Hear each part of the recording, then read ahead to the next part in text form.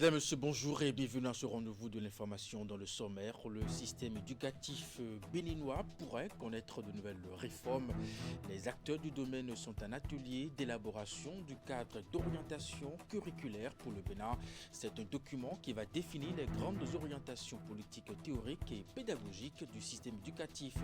Le compte rendu de cet atelier est à suivre dans un instant. Ensuite, 10 années de calvaire qui chagrinent apprenants, enseignants et parents d'élèves au complexe scolaire A et B de Saint-Oué-Ronto dans la commune d'Agmaïzou.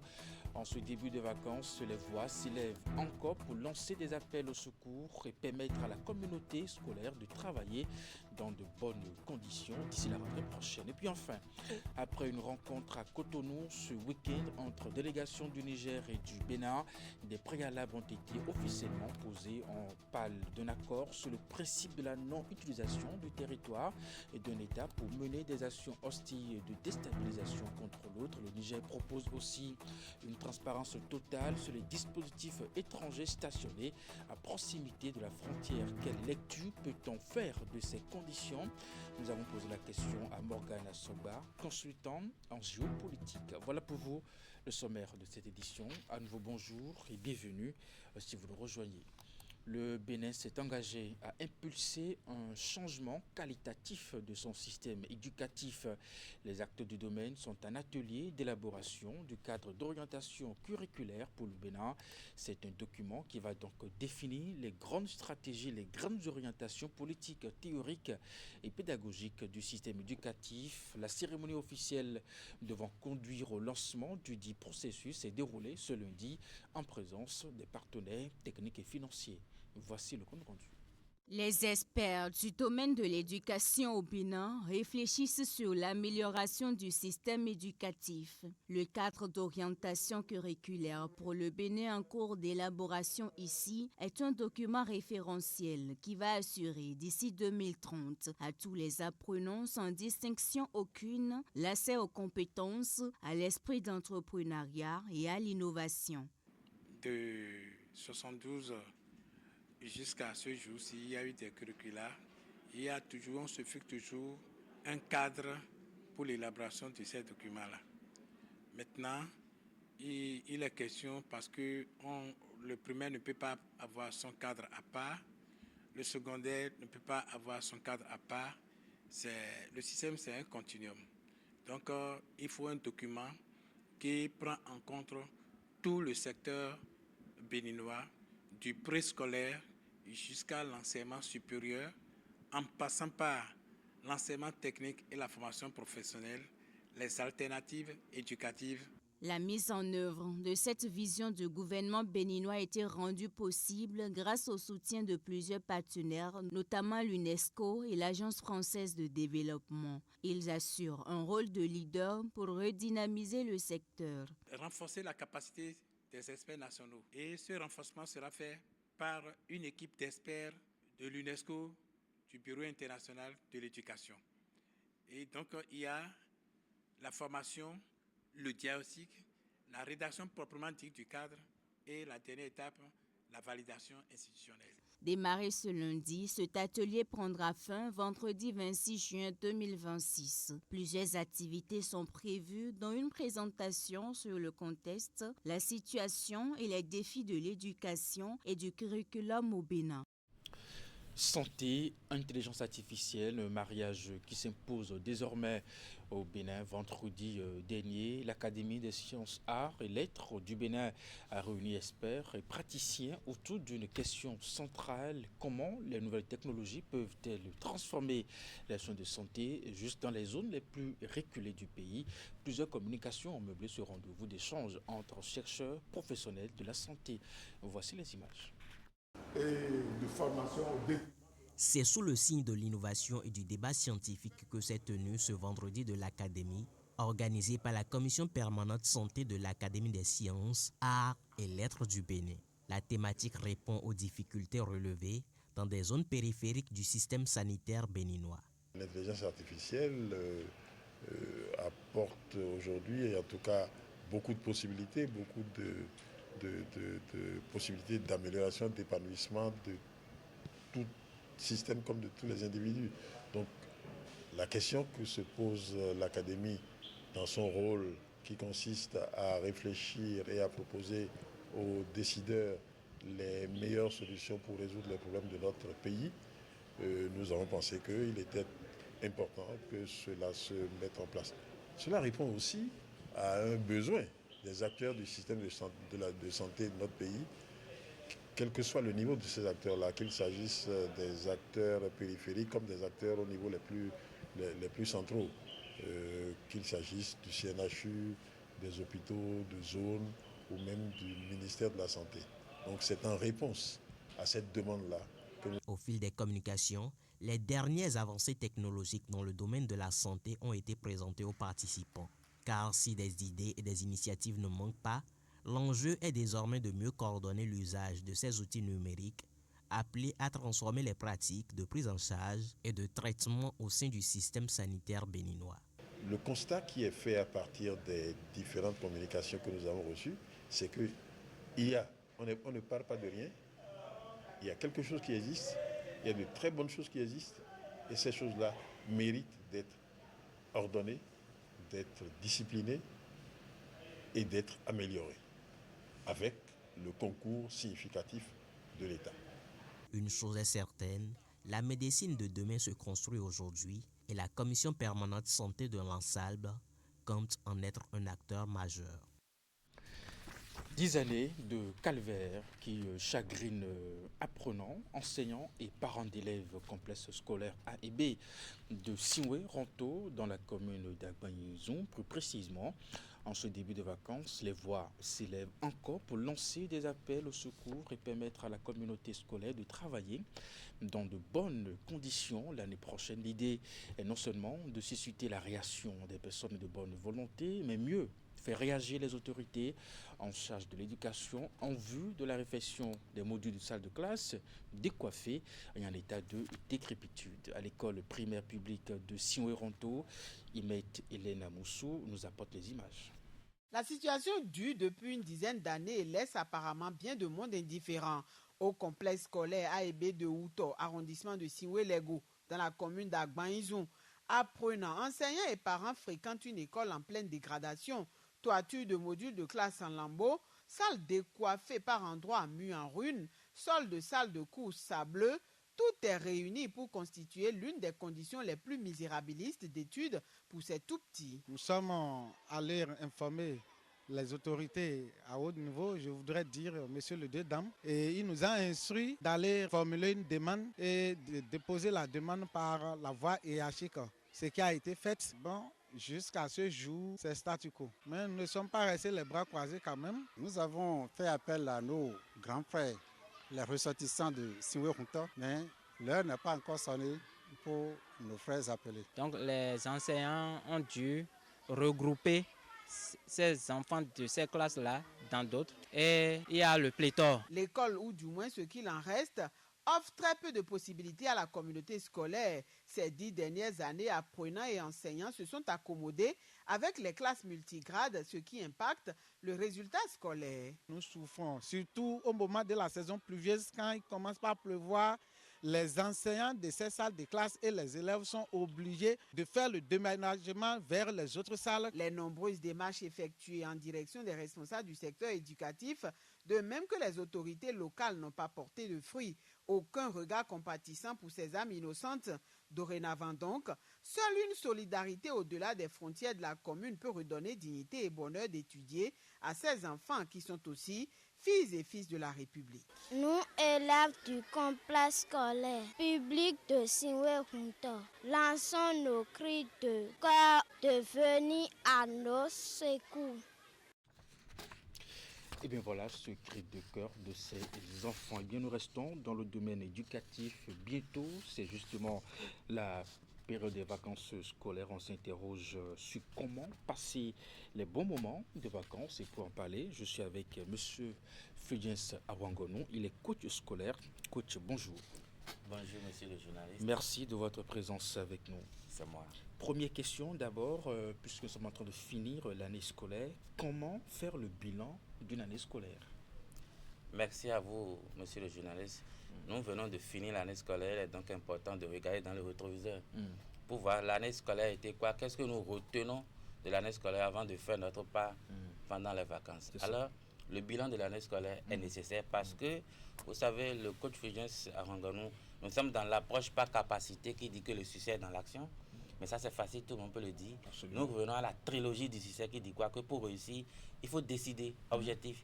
Il faut programmer l'action, l'organisation par jour, et il faut faire le bilan à chaque fois. Donc, puisque nous sommes à la fin, l'approche par capacité nous invite à faire le bilan. Mais le bilan doit se faire à 3 niveaux. D'abord, le bilan des notes, le bilan des attitudes et le bilan des connaissances. Le bilan des notes, pourquoi? Parce que nos enfants viennent de faire 3 trimestres ou 2 semestres. Alors, quel a été leur résultat? Le bilan des notes se fait avec le bulletin. C'est vrai que tout le monde n'a pas encore son bulletin, mais la majorité des apprenants ont, en dehors de ceux qui sont à l'examen, ont à peu près leurs notes. Alors, le bilan des notes nous permet de faire quoi? Quelles sont les matières dans lesquelles l'enfant a atteint son objectif ou quelles sont les matières dans lesquelles l'enfant n'a pas pu atteindre son objectif. Ce bilan nous permet de savoir quoi? Quels sont nos apprenants qui passent réellement? Parce que, attention, il y a des apprenants qui ont même 14 de moyenne, 15, mais ils n'ont pas atteint leur étude dans une matière. Je vous informe ce matin, chers téléspectateurs et téléspectatrices, que cet enfant devient un redoublant dans cette matière.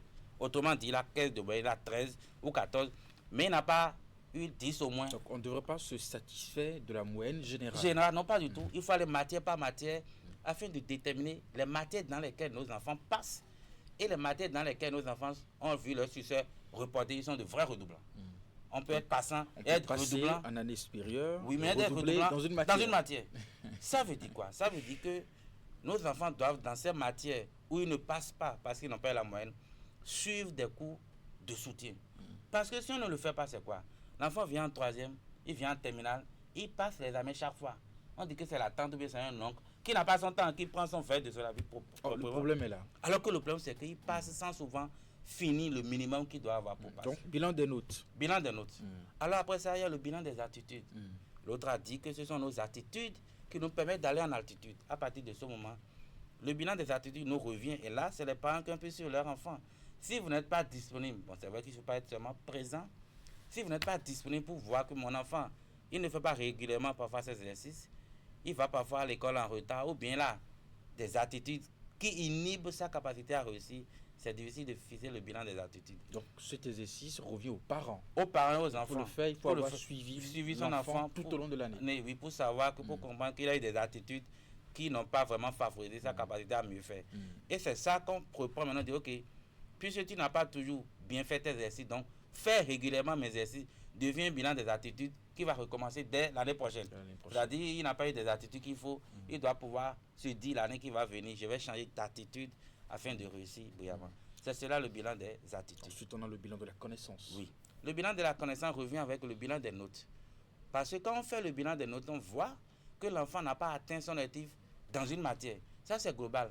Mais quand vous allez dans la matière, vous prenez la matière, vous prenez les situations d'apprentissage, il fallait faire les séquences pour dire qu'est-ce qu'il a maîtrisé, qu'est-ce qu'il n'a pas maîtrisé. De façon précise. Précis, sinon on va tout reprendre. Non, il y en a qui il a bien compris, mais apparemment il y a des détails qu'il n'a pas maîtrisé.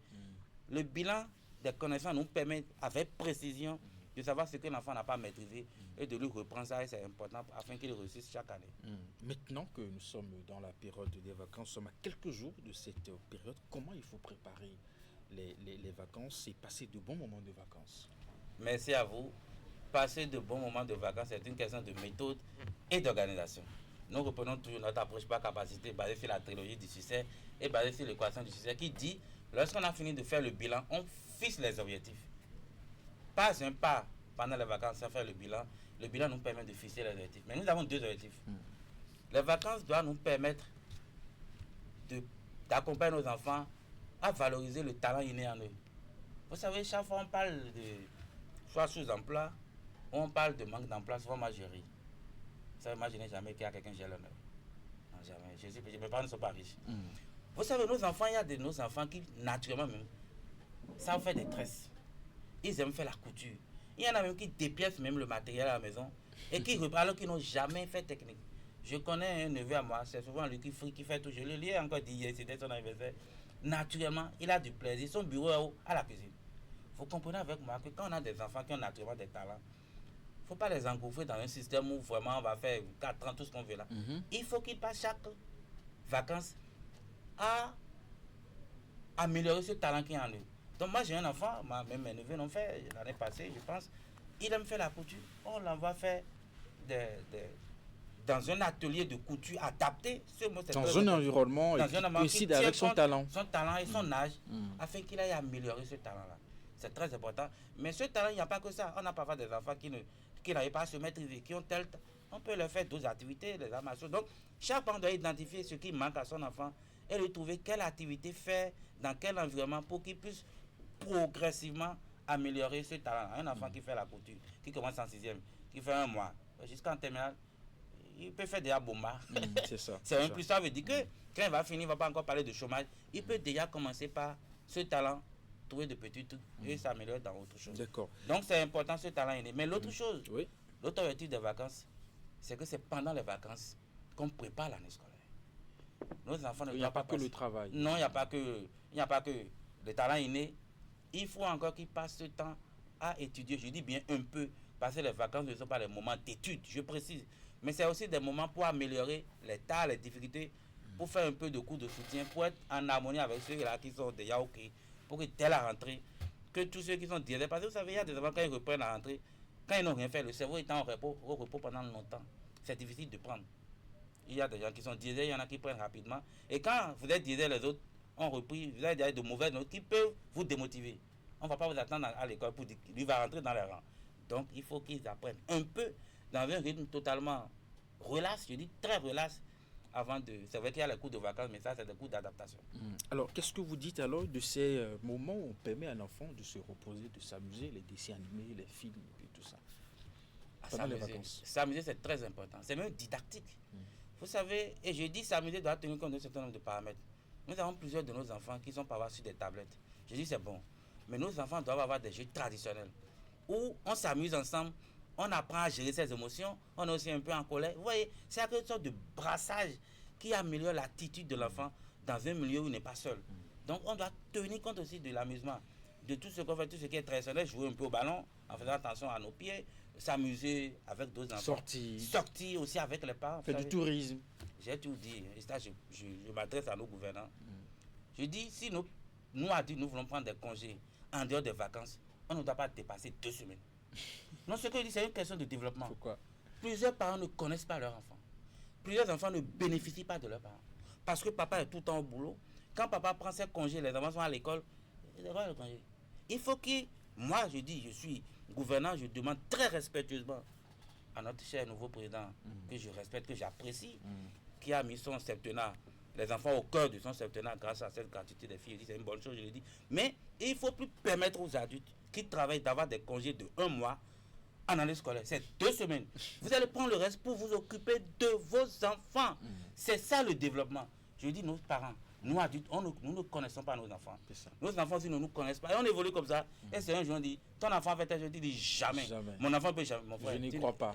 Tu ne connais pas. Donc j'invite les gouvernants. C'est 2 semaines. Et à veiller à ce que nous, qu'on reste ensemble avec nos enfants. Merci à vous, coach. Oui, il n'est de richesse que d'hommes. Et la meilleure richesse que nous avons au Bénin, ce sont nos enfants d'aujourd'hui, qui sont les adultes de demain. Merci à vous, coach. Vous êtes coach scolaire, Fidiensa Wangonon. Merci vraiment de votre présence. Cette édition se poursuit en parle santé. Le gynécologue obstétricien béninois de renommée internationale Justin Lewis Denakpo, élu membre de l'Académie nationale de médecine de France, une institution scientifique datant de 2 siècles, originaire de la commune d'Adjouron, dans la vallée de l'Ouémé. Il rejoint ainsi le cercle très sélectif et fermé des personnalités reconnues pour leur contribution au progrès de la médecine et des sciences de la santé. Esther Tofa revient sur le parcours de cet éminent médecin béninois dans ce récit. Ressortissant du département de l'Ouémé, précisément de la commune d'Adjouron, Justin Lewis Denakpo est professeur titulaire de gynécologie obstétrique, enseignant-chercheur chevronné au Bénin. Il exerce à la clinique universitaire de gynécologie obstétrique Kugo du Centre national hospitalier universitaire Hubert Kotoko Manga de Cotonou. Il a effectué une partie importante de sa formation médicale spécialisée en France, notamment à l'université de Lorraine.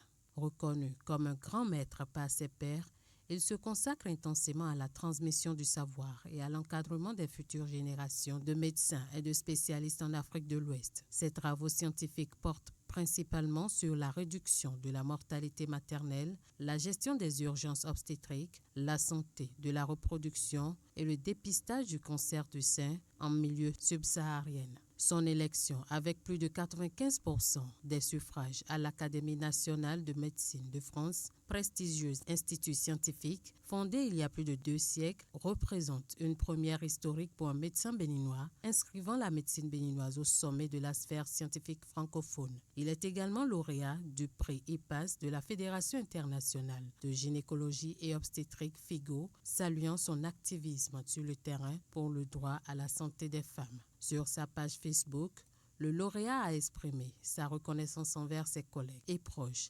Il a également eu une pensée particulière pour les jeunes générations, voyant dans cette distinction un message d'espoir, de persévérance et d'excellence pour tous ceux qui aspirent à réaliser leurs ambitions. Les membres de l'association béninoise pour la promotion de la famille évaluent le travail abattu, ces derniers mois, avant d'ouvrir d'autres perspectives. C'est à la faveur de leur traditionnelle Assemblée générale nationale. Les travaux se déroulent à Lokossa, chef-lieu du département du Mono, sous le thème ABPF, renforcer la confiance à travers une gouvernance transparente et inclusive. Voici le compte rendu. Ils honorent ici le serment d'un rendez-vous institutionnel voulu depuis la création de leur CROISER, l'association béninoise pour la promotion de la famille.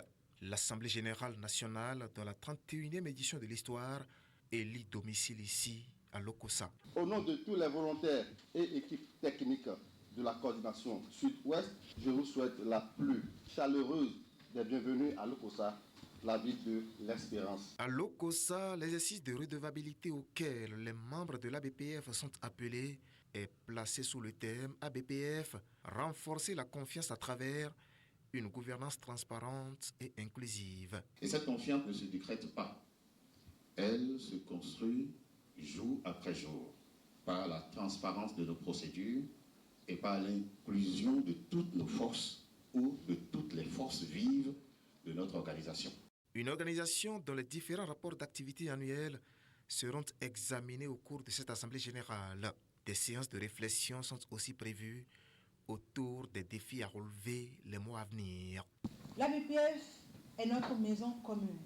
Elle ne se construit pas dans l'isolement, mais dans la convergence de nos forces, de nos idées et de nos énergies. C'est la pérennisation de cette maison commune qui doit guider chacune de nos décisions. Tour à tour, les représentants du maire de Lokossa et du préfet du Mono ont salué cet appel empreint de solennité qui repose les bases de la redevabilité à la BBF. Quelques heures avant, il y a eu la grande innovation avec un clin d'œil à l'environnement à travers la mise en terre des plants. Nous avons décidé de marquer Lokossa par notre passage. Plus de 200 plants de plusieurs variétés ont été mis en terre pour la circonstance.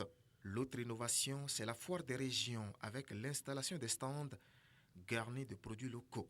L'ABPF, c'est plus de 56 ans au service des couches vulnérables au Bénin. Dans la suite de cette édition, le comité des experts du Bénin et du Niger sur la réouverture de la frontière commune entre les deux États était en travaux les 20 et 21 juin 2026 à Cotonou. Même si aucun communiqué officiel n'est sorti de cette rencontre, les deux parties ont tout de même achevé leurs travaux sur 3 propositions d'accords stratégiques. Le premier relatif à la défense, le deuxième à la sécurité, le point le plus important d'ailleurs côté nigérien. Le troisième accord porte quant à lui sur les modalités de normalisation économique et juridique entre les deux États. Les détails dans ce récit de Vigila Rodéon. La réouverture de la frontière entre le Bénin et le Niger devra certainement attendre encore quelques jours. Mais les démarches qui militent pour le rétablissement de la coopération bilatérale entre les deux États se multiplient. Réunis à Cotonou du 20 au 21 juin 2026, les comités d'experts du Bénin et du Niger ont achevé leurs travaux ce dimanche. Les discussions ont été conduites par Olusegun Adjadi Bakari, agissant en qualité de ministre en charge de l'intégration africaine pour le compte de ce dossier. Les experts béninois commis à ces travaux ont convenu avec leurs homologues de Niamey de 3 projets d'accords stratégiques destinés à relancer la coopération bilatérale et à préparer à la réouverture de la frontière commune, fermée depuis le coup d'État militaire de juillet 2023 au Niger. Pour la partie nigérienne, la priorité sécuritaire n'est pas négociable. Nous avons verrouillé la priorité sécuritaire. Nous avons également jeté les bases d'une normalisation économique et juridique. Les principes de l'exonération des taxes sur le transit, de l'interdiction de la mise en consommation, de la révision des charges et du règlement des contentieux sont désormais inscrits dans nos engagements communs. Je formule l'espoir au nom de toute la délégation béninoise, mais au nom de nos délégations, parce que je pense qu'après 48 heures que nous avons passées ensemble, nous formons une seule délégation ici, avec un seul objectif, refaire naître cet amour et ce lien séculaire qu'il y a entre nos deux peuples, entre nos deux pays. J'ai bon espoir que chacun de nous rendra compte à ces autorités, comme vous l'avez dit, pour une validation formelle, une ratification des conclusions auxquelles nous sommes parvenus et pour que, de manière très rapide, nous puissions les mettre en œuvre au bénéfice de nos populations respectives. Le ministre d'État nigérien en charge de l'Intérieur et de la Sécurité a salué l'initiative et la démarche qui consiste à préférer le dialogue à la confrontation. Il a ensuite insisté sur la transparence totale en ce qui concerne les dispositifs militaires étrangers qui seraient à proximité de la frontière. Et face à cette exigence, le Bénin a aussi donné toutes les assurances nécessaires. Il faut dire que les deux parties affichent des postures totalement optimistes et résolument engagées vers le dénouement total. Il est attendu des autorités respectives de ces deux pays la ratification dans les meilleurs délais des accords stratégiques auxquels les experts sont parvenus.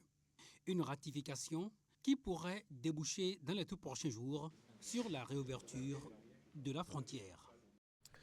Et sur le même sujet, après cette rencontre entre les deux délégations, des préalables ont été officiellement posés. Le Niger propose la signature formelle d'un accord qui, justement, pose le principe de la non-utilisation du territoire d'un État pour mener des actions hostiles ou de déstabilisation contre l'autre.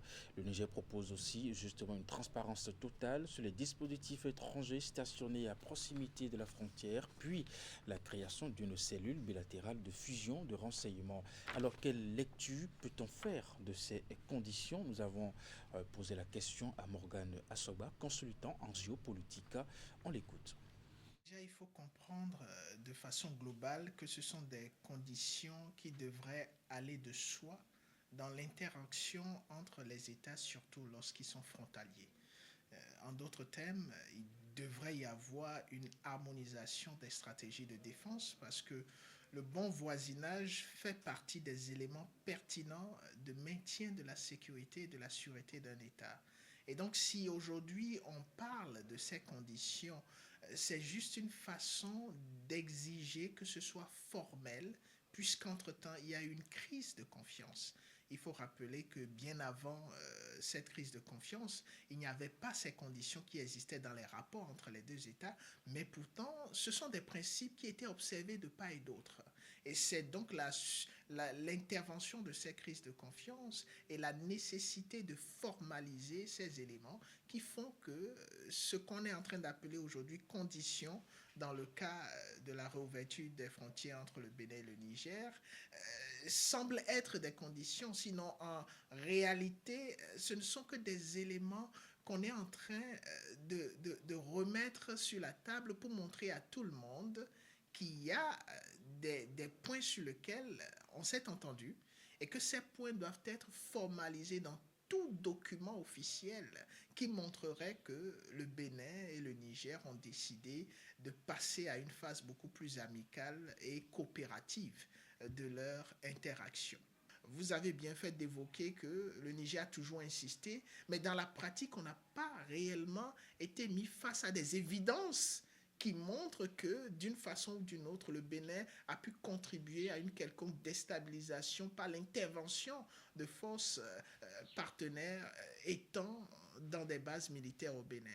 Donc, dans la pratique, c'est très possible et ça s'est toujours fait dans le principe de coopération et de bon voisinage. Mais il est arrivé qu'aujourd'hui, le Niger fait cette exigence parce qu'il y a une crise de confiance et que dans la perspective de réinstallation de l'ambiance de confiance, il est nécessaire que ce soit mis par écrit pour que chaque partie en prenne réellement conscience et l'adopte. Et cela n'est pas valable que pour le Niger et le Bénin, cela est valable pour toute la sous-région, puisque ce qui se passe entre le Niger et le Bénin représente un acte majeur pour la CEDEAO et un acte majeur pour l'Alliance des États du Sahel. Le volet lutte contre les engins explosifs improvisés du programme ProNord Défense, branche du vaste projet ProNord, entendez programme territorial pour le nord du Bénin, a été lancé vendredi dernier au centre de perfectionnement aux actions post-conflictuelles de déminage et de dépollution de Ouidah, financée par l'Union européenne. Cette nouvelle initiative vise à renforcer les stratégies de lutte contre l'extrémisme violent du Bénin dans ces régions septentrionales. Vigningbe pour le compte rendu de la cérémonie de lancement. À travers ce volet du programme ProNord Defense, le Bénin lance une offensive contre les engins explosifs improvisés. Le projet est financièrement porté par l'Union européenne. Il complète la panoplie d'outils et de moyens nécessaires pour mettre en échec les insurgés terroristes. Ainsi, il permet de réduire la vulnérabilité des soldats engagés dans l'opération Mirador face à ces engins de mort. L'usage des EEI permet aux groupes terroristes de défier les gouvernements, la liberté de mouvement des forces de sécurité, ainsi que leur capacité à protéger la population. Le large éventail de matériaux pouvant être utilisés pour la fabrication de ces engins met en évidence la nature transversale du problème et la nécessité donc d'adopter une approche globale, coordonnée et durable pour y faire face. Baptisé ProNord CPADD, cet appui à la lutte antiterroriste menée par le gouvernement béninois dans le nord du pays sera opérationnalisé par le Centre de perfectionnement aux actions post-conflictuelles de déminage et de dépollution. Il est structuré en 3 actions. La première est consacrée à la formation de 90 spécialistes en intervention sur les engins explosifs improvisés en 3 promotions de 30 personnels chacune. La deuxième activité porte sur la sensibilisation de plus de 3000 personnels dans 55 unités aux casernes des forces de défense et de sécurité. La troisième et dernière composante porte sur le renforcement des capacités du CPADD à travers le développement de la formation Weapon Technical Intelligence. Le projet s'inscrit dans le cadre du programme territorial pour le nord du Bénin, ProNord, initié par l'Union européenne et destiné à soutenir les efforts de Cotonou en vue de mettre fin à l'extrême violence sur les territoires touchés. C'est la fin de cette édition. Merci de l'avoir suivi, de votre fidélité à nos programmes à 16h. C'est votre bulletin d'information, 19h30, la grande édition de la soirée. Juste après votre émission, il faut continuer. Portez-vous bien et à très bientôt.